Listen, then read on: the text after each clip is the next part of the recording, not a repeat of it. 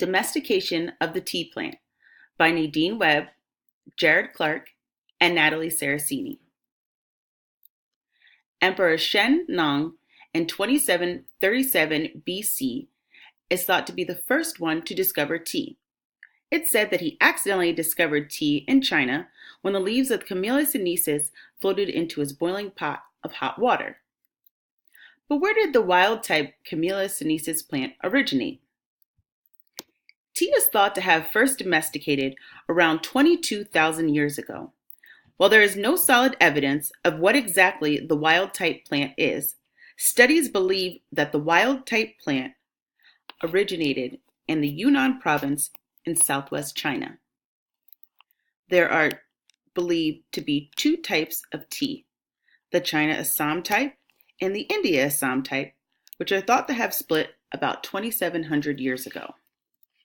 These two types thought to have originated where southwest China, Indio-Burma, and Tibet meet.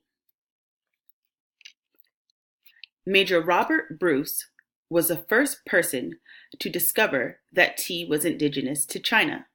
That admission, unfortunately, was delayed by 10 years because the botanist in charge of the Horticultural Society in Calcutta did not recognize the Indian type tea plant as a camellia because it looked so much different than the other types of camellia he had been used to studying.